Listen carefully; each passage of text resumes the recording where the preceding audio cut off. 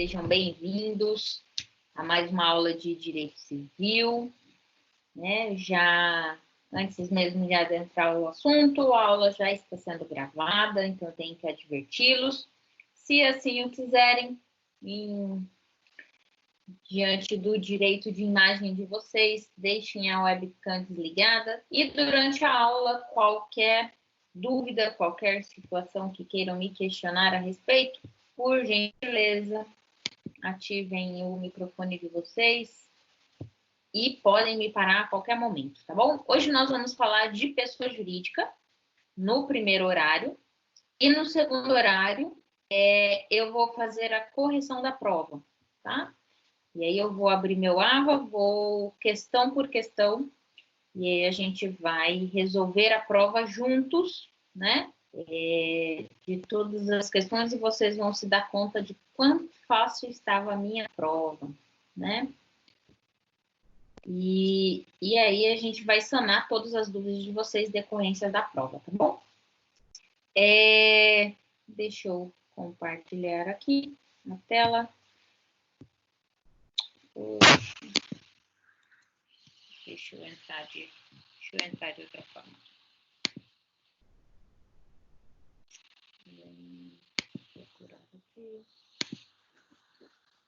Só um instante, eu estava buscando de forma diferenciada, senão a gente vai abrir a outra tela do meu computador e não é essa a ideia.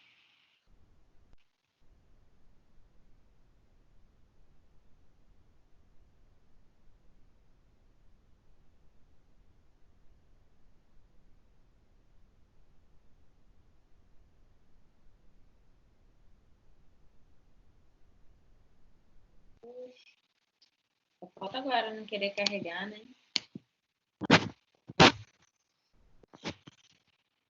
Perguntinha, uma dúvida, quer dizer.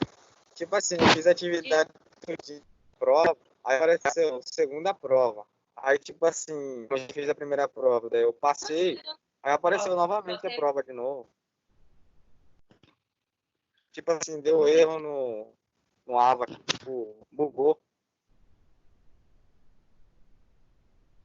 Vamos. Você fez a prova e aí Sim, mandou. aí apareceu a prova de novo. Aí, tipo assim, acho que mandaram errado novamente, tipo, a prova de novo.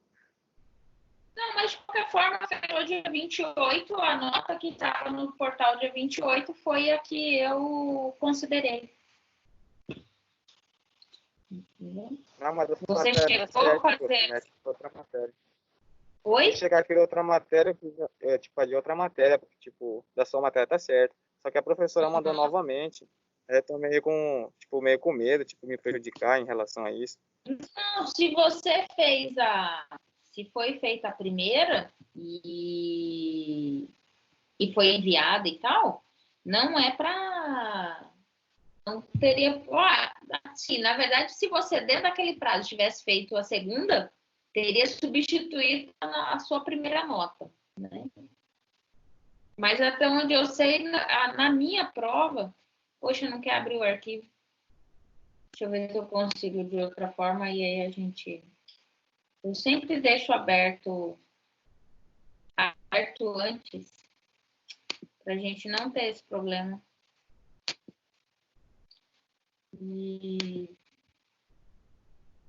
Mas obrigado pela compreensão e até. Não, imagina, não tem nem. Não tem nem do que pedir, do que agradecer, não.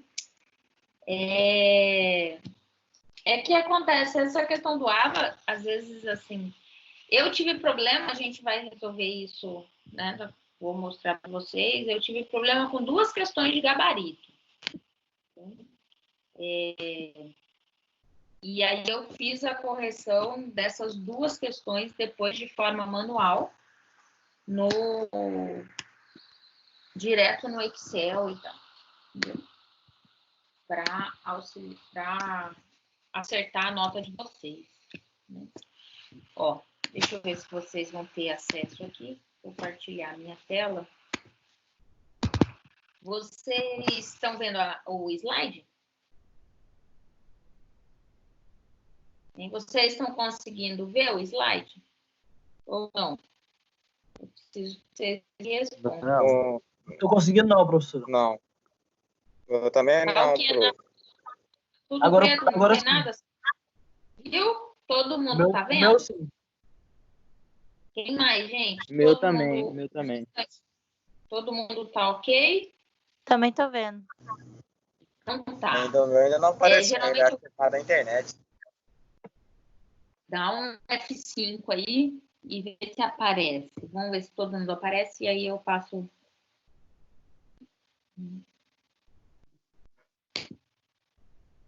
Agora não vai ver mesmo, porque eu mudei. Posso seguir? Eu não consigo me ver na tela aqui, mas posso seguir? Tá todo mundo vendo?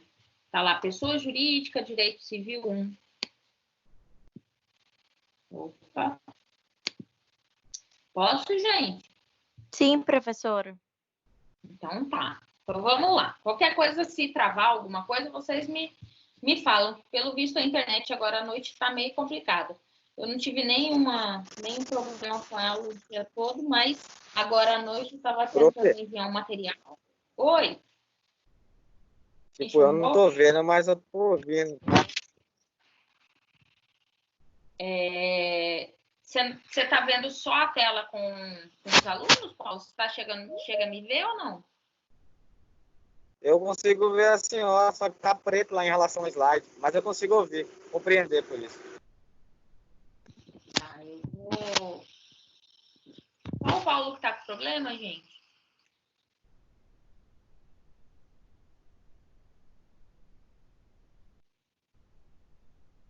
Então, vamos lá.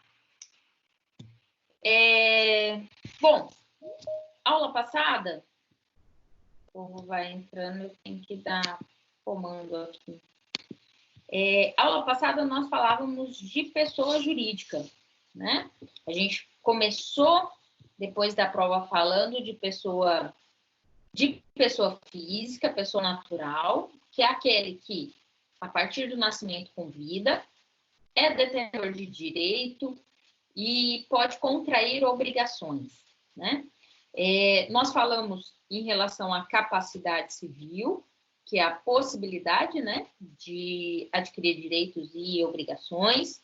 Quais são as possibilidades ou as situações qual essa capacidade ela vai estar limitada, né? Então, os absolutamente incapazes, eles têm essa capacidade de forma limitada, são representados para que assim o exerçam, e os relativamente incapazes são assistidos para que efetivamente exerçam de plano a capacidade.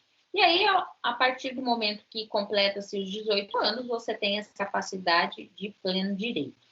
Em relação às pessoas jurídicas também têm essa capacidade, né? São sujeitos de direito, tanto de direito, no sentido, sujeitos de direito, no sentido de ter direitos e contrair obrigações, né?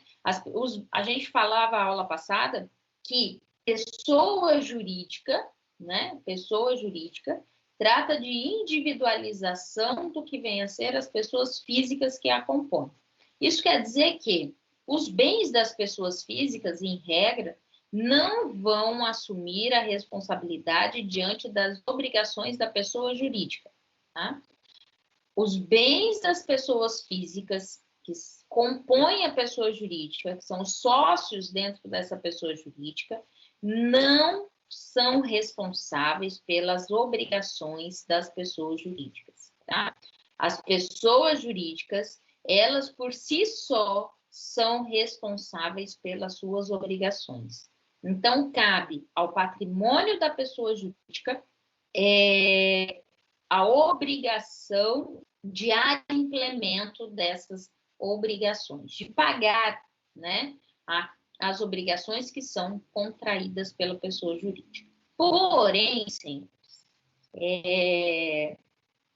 se a regra é essa autonomia da pessoa jurídica, ou seja, a pessoa jurídica está individualizada diante dos seus sócios, né? os bens da pessoa jurídica não se confundem com os bens das pessoas naturais, né? Se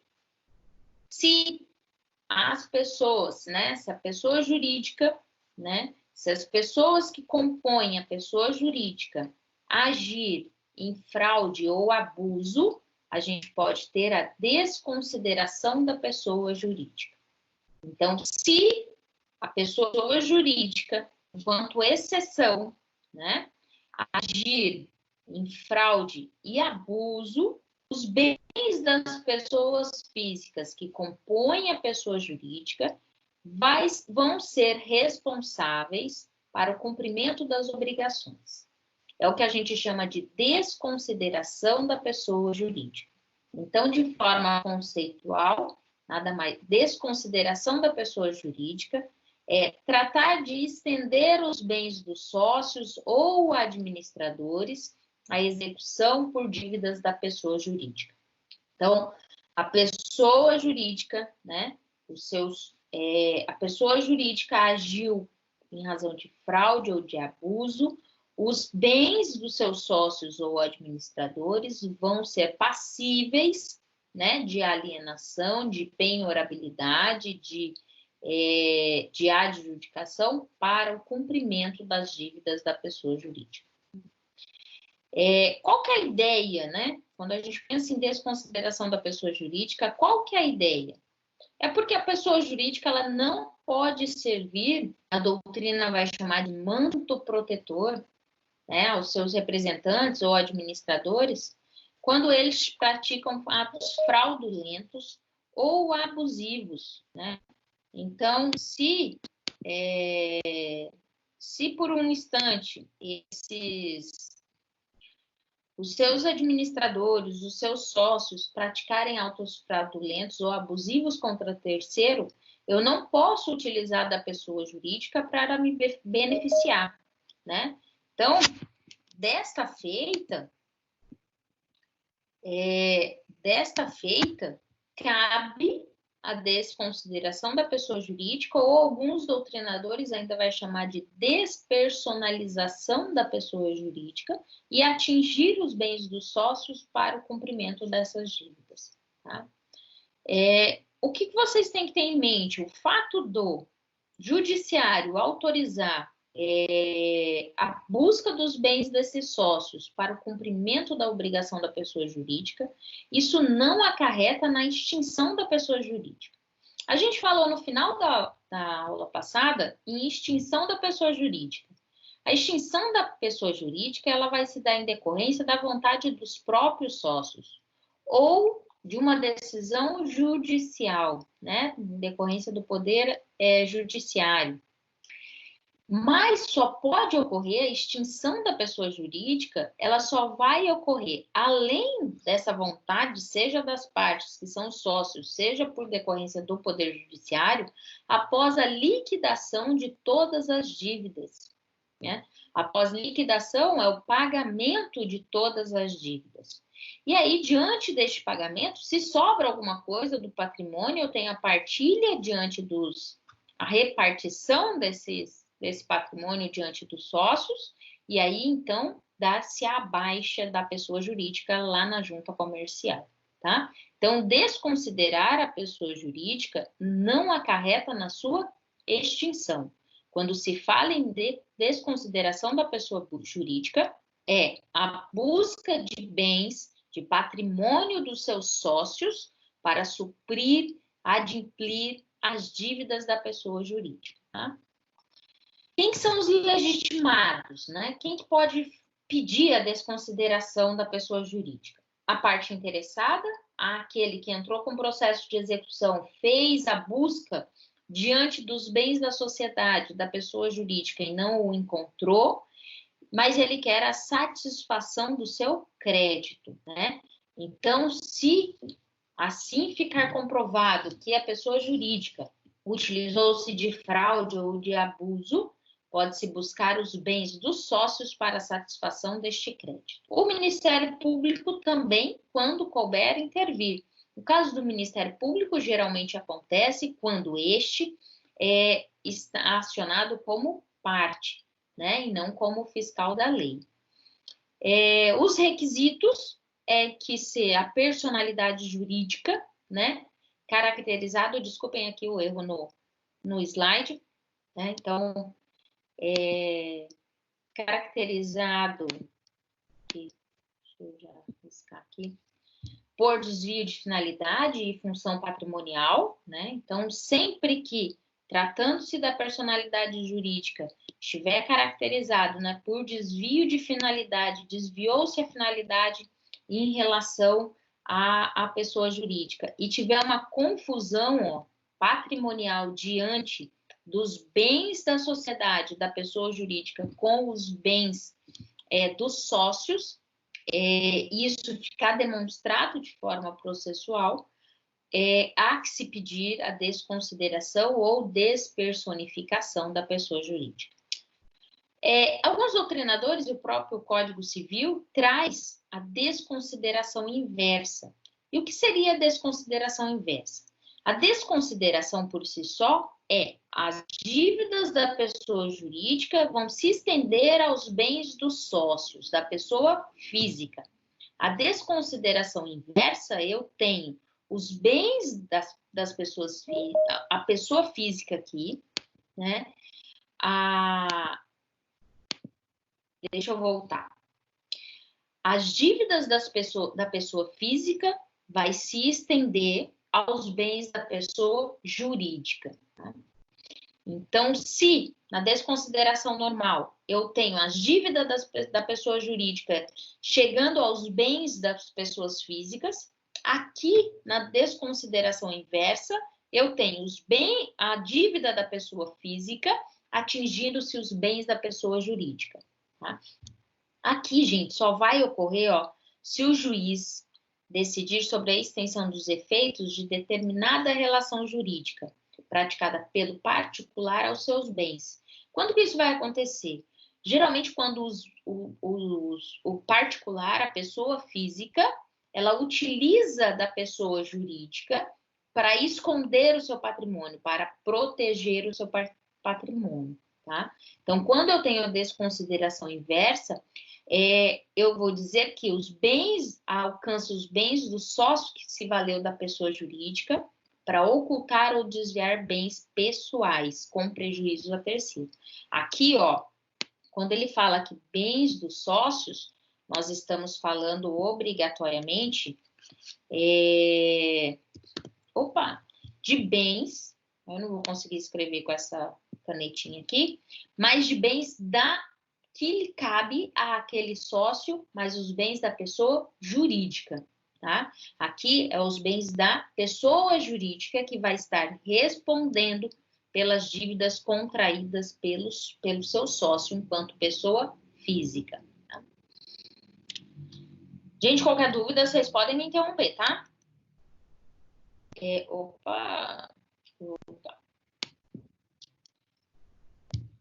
Tratando-se de desconsideração, é isso, os bens dos sócios com pessoa física vão se estender para cumprimento das obrigações da pessoa jurídica.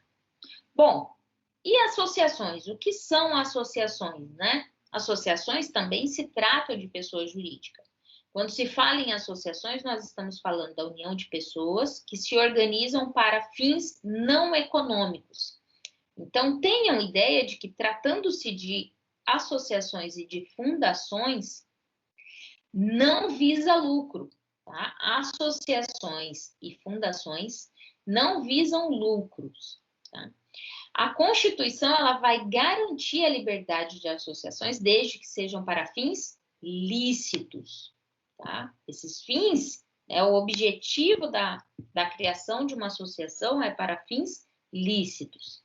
E aqui, diferente do que a gente tem da pessoa jurídica enquanto sociedade, que a gente vai registrar os atos constitutivos, o contrato social, as associações nós vamos registrar o estatuto.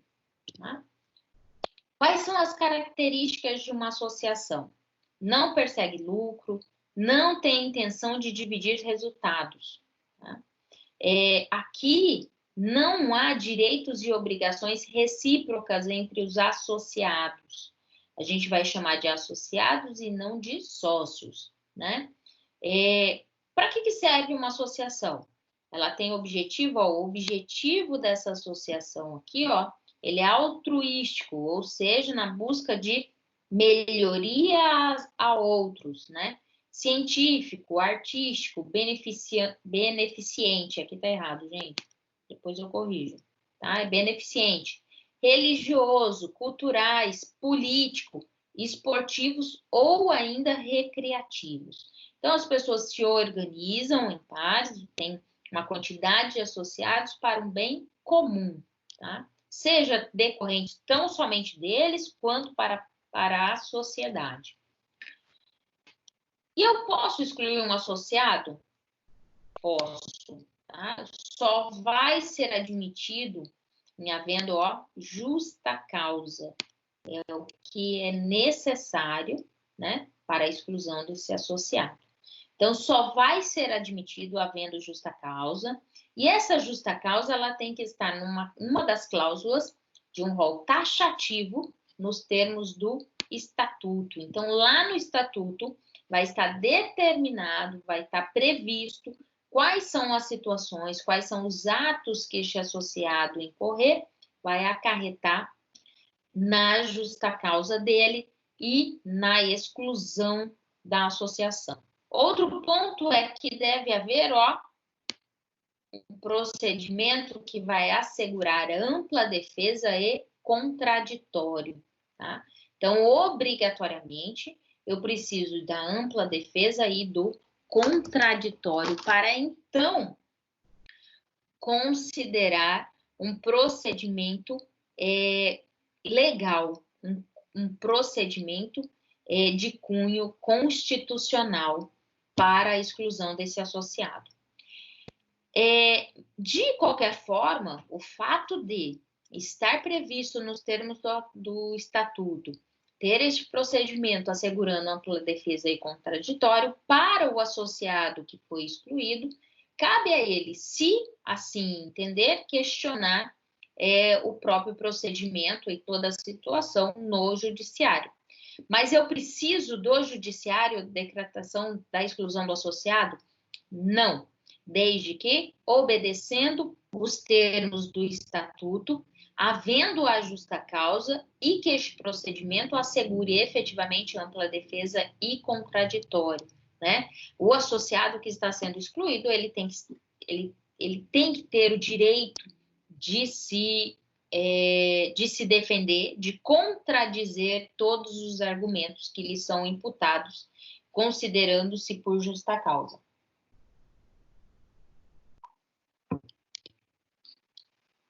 Outro ponto é que não há que se falar aqui, ó, em transmitir, né, transferir, né,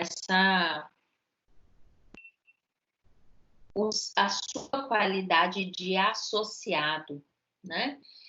Você, diferente do que a gente tem na sociedade, enquanto simples ou empresária, você pode transferir as suas cotas para um terceiro, vender a sua parte a um terceiro. Isso é plenamente aceitável, né? E está lá, inclusive, no nosso Código Civil.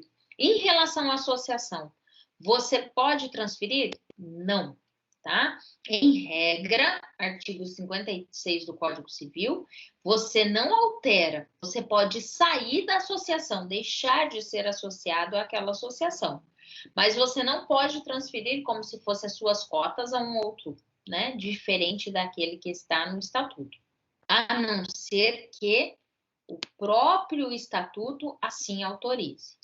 Se o estatuto de criação dessa associação prever a transmissibilidade da qualidade de associado a um terceiro, aí sim você tem possibilidade de transferir. Se não houver essa autorização, não há que se falar em transmissibilidade, ok? Em relação à associação, você pode ter pequenos associados, né? O que a gente vai chamar aqui de minoritários. O que acontece? Se esses minoritários se juntarem e criar uma porcentagem aqui de 20% ou superior dos associados, né? Se eu tiver, ó, nessa junção mais do que 20, de 20 a acima por cento dos associados, ele pode convocar, ó, qualquer órgão deliberativo. E o que isso vem representar? A possibilidade de questionar qualquer ato da diretoria, destituir a diretoria, convocar a alteração no estatuto. Então, a partir do momento, ainda que eu seja pequenininha, né? Tem uma pequena parcela enquanto associada, juntando-se aqui, ó, 20% do total dos associados, você pode convocar qualquer órgão deliberativo, qualquer situação de discussão em relação à associação.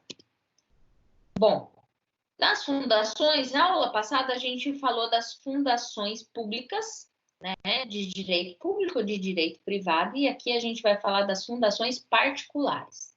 Lá em relação àquelas fundações, o que a gente falou que as fundações de direito público, elas são instituídas por lei, né? E as fundações de direito privado, elas são instituídas pelo Poder Executivo, porém, elas são autorizadas por lei, não são criadas por lei. E em relação às fundações particulares, né? As fundações particulares tratam-se de uma universalidade de bens, eles são personificados e tem que atender a um fim, né? Ou seja, tem um objetivo específico. Então, as fundações particulares, elas precisam efetivamente de 2 elementos. Um, patrimônio, tá? Ela tem que ter patrimônio. E outro aqui, ó, como fim, não é fim de término, tá? É fim de objetivo. O objetivo, ele deve ser criado, deve ser designado com a criação da fundação e ele não pode visar lucro. Assim como ele não pode ser alterado, ele é imutável e não pode ser alterado no decorrer do acontecer da fundação, né? Então, eu não posso iniciar uma fundação com um objetivo específico e aí no decorrer, no andamento, né, das etapas na participação da fundação, ela venha a ser alterada. Não, não posso, porque esse objetivo, essa missão que ela coloca, ela é imutável. E não há que se falar, ó, não tem, tá? Assim como as associações, as fundações particulares também não podem visar lucro. E elas são criadas como? Né? Se as fundações públicas elas são criadas a partir da lei ou pelo Poder Executivo e autorizadas por lei, as fundações particulares aqui, elas são criadas por escritura pública ou ainda por testamento, né? Escritura pública, você socorre do cartório, e aí lá no cartório, diante da sua vontade, você faz uma declaração diante do escrivão, do cartorário, né? De todas as cláusulas necessárias em relação à fundação, né? Efetivamente, qual é o patrimônio dessa fundação, qual é o objetivo dessa fundação, se ela vai ter um prazo certo para a sua criação, de atuação ou não, tá? E ela pode constituir-se para fins religiosos, morais, culturais ou de assistência, tá? Dentre essas fundações, assim, algumas fundações que a gente tem conhecimento de grande monta, a Fundação Roberto Marinho, a Fundação do Ayrton Senna, né? O Lula também tem uma fundação que a gente sabe que ela acabou sendo utilizada para outros objetivos que não só o da formação, mas são fundações criadas com objetivo pré-determinado, pré-estabelecido, seja em decorrência de uma escritura pública. Do Lula foi por escritura pública. Do Ayrton Senna, ele deixou no seu testamento o querer, né, de criar uma fundação, né? Então, a partir do testamento, Roberto Marinho também, o pai que criou a Rede Globo de televisão, também deixou em testamento, tá? Os pressupostos para a criação dessa fundação: dotação de bens livres, ou seja, esses bens, eles não estão pertencentes nem a determinadas pessoas físicas ou pessoas jurídicas, obrigatoriamente a especificação dos fins, ou seja, dos objetivos que vão ser abarcados por essa fundação, né? Aqui se tem como não essencial, não é obrigatório que você já coloque, mas o modo que vai ser utilizado de administração dessa fundação, né? E obrigatoriamente tem que ter a elaboração de um estatuto, né? Então, esse estatuto vai estar lá previsto já os objetivos e, de qualquer forma, ele está submetido à apreciação do Ministério Público, tá? Então, a fundação, ela sofrerá uma fiscalização intensa por parte do Ministério Público. Como é que nasce a fundação, né? A partir do momento que eu tenho a escritura pública, o testamento, faz-se os seus estatutos, e aí, a partir do registro desse estatuto, né, o registro dos estatutos lá no cartório efetivo, eu tenho a criação da fundação, tá? Então, as características dessa fundação: seus bens são inalienáveis e impenhoráveis. Aqui está incorreto, aqui é impenhoráveis, tá? Para que seja alienável ou penhorável, obrigatoriamente tem que ter uma autorização do Ministério Público, tá? Então, autorização judicial, consulta-se o Ministério Público e, se não, não há que se falar em utilização dos bens para pagamento de qualquer dívida, tá? Os estatutos, né? O estatuto funciona como uma legislação básica para a fundação, né? E os administradores, obrigatoriamente, têm que prestar contas, né? Tem que prestar conta ao Ministério Público Estadual. Fundação, gente, não há que se falar em sócios, não tem sócios, né? Nem associados. A fundação, ela é criada com determinado fim e nome de alguém, tá? O término dela ao tornar-se aqui, não é tornar-se lícita, aqui é ilícita, tá? Deixa eu só corrigir aqui. Tornar-se ilícita, impossível ou inúteis à sua finalidade, ou seja, o fim para o qual ela foi criada, não consegue mais se manter aquela atividade, né? Então, se aquele fim, se aquele objetivo inicial era lícito e no decorrer, em decorrência de nova legislação, tornou-se ilícita, né? Tornou-se impossível, você não vai conseguir atingir o fim que foi colocado como interesse da fundação. E outro, se a sua finalidade se tornou inútil, não vai ter qualquer alteração. Eu tenho o término dessa fundação. Outra coisa é se venceu o prazo. Acabou-se o prazo, extinguiu-se o prazo da sua existência, eu tenho término dessa fundação. Deixa eu antes de... Em relação ao domicílio das pessoas jurídicas, né? Em relação ao domicílio das pessoas físicas, nós falamos que, de acordo com a sua residência e o âmbito de permanência naquela residência, a gente vai ter como domicílio. Eu posso ter uma variabilidade de domicílio e de residência para a pessoa física. E em relação ao domicílio da pessoa jurídica, né? Considerando a União, a gente vai ter o Distrito Federal. E para os estados e territórios, a gente tem a respectiva capital. Tratando-se de território, gente, não há que se esquecer que até a Constituição de 88, o território que a gente tinha, que era fora, né, era Fernando de Noronha, mas Fernando de Noronha deixa de ser território, ele foi incorporado na Constituição de 88 ao estado de Pernambuco, Tá? Então, hoje, não há que se falar nenhum território. Né? Todo o Estado brasileiro está subdividido nos seus Estados-membros. E aí, as respectivas capitais, trata-se do domicílio das pessoas jurídicas enquanto Estado federado. Do município, o lugar onde funciona a administração municipal, local onde está a prefeitura.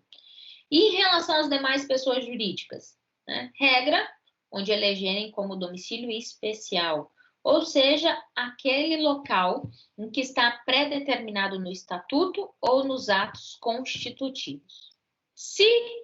Mas, professora, e se não tiver esse domicílio especial no estatuto ou atos constitutivos? É onde funcionarem, local onde estiver funcionando. Se tiver vários estabelecimentos, vários locais de funcionamento, cada um deles vai ser considerado domicílio, tá? Desde que vai ser considerado domicílio tão somente para os atos praticados no território que está aquele estabelecimento. Noutra feita, se a administração ou diretoria tiver sede no estrangeiro, o lugar do estabelecimento no Brasil a que ela corresponder. Então, será o domicílio no Brasil o local em que estiver, ainda que seja tão somente um escritório, mas que seja a atuação por parte dessa administração ou diretoria de uma empresa do estrangeiro. Em termos de responsabilidade civil, né? A gente tem a responsabilidade civil patrimonial e extrapatrimonial. Deixa eu só tirar a foto aqui dos que estão da lista de chamada, que depois eu tenho que comprovar que vocês estavam em aula.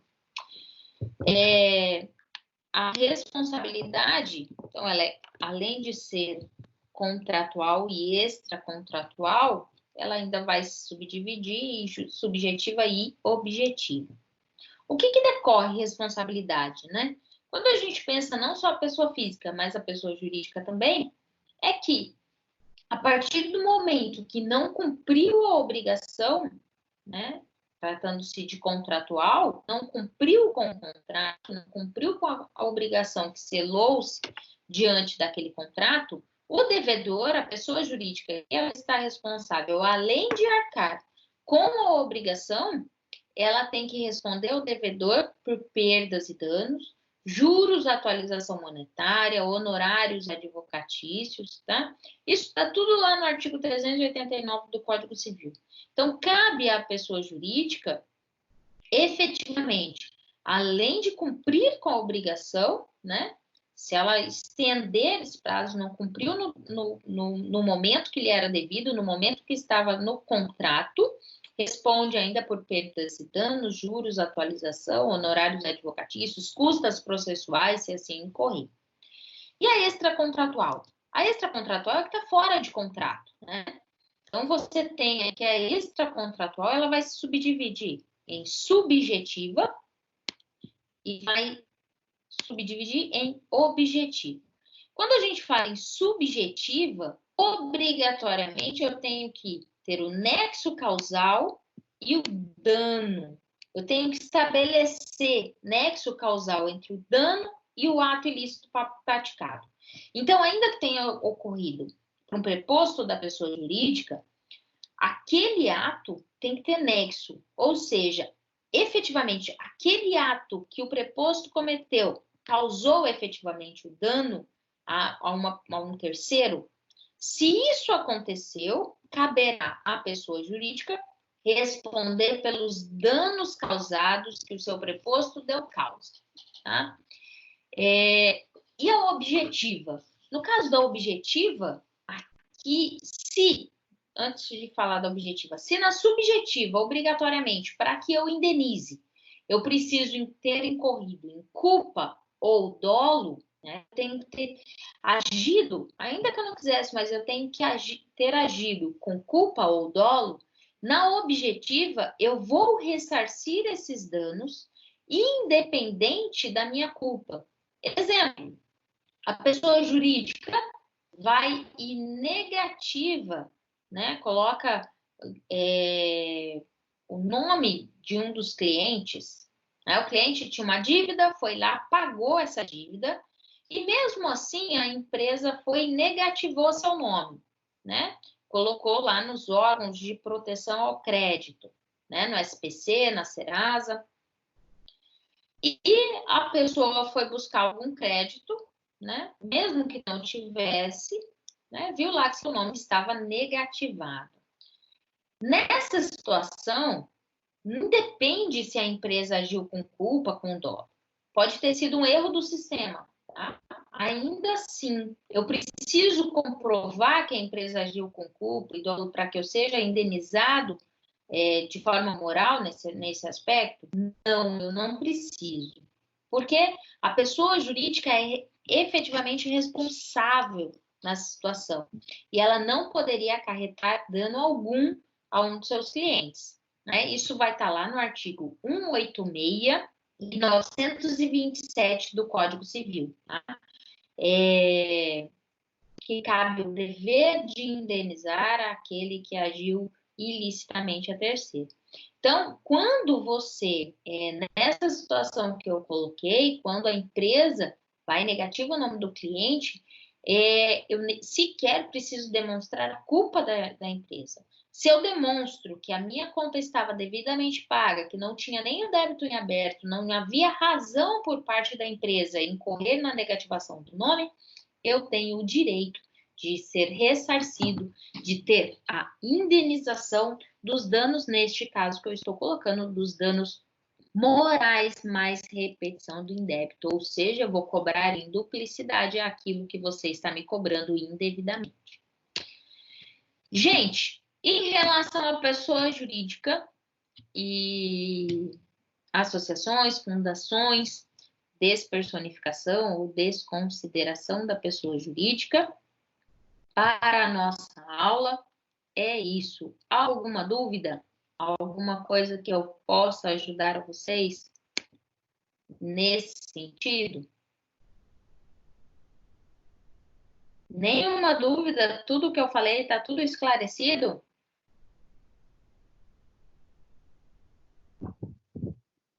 Tá, professora.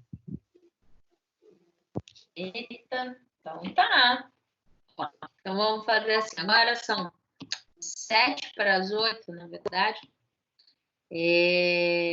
A gente faz um intervalo de, pode ser 20 minutos.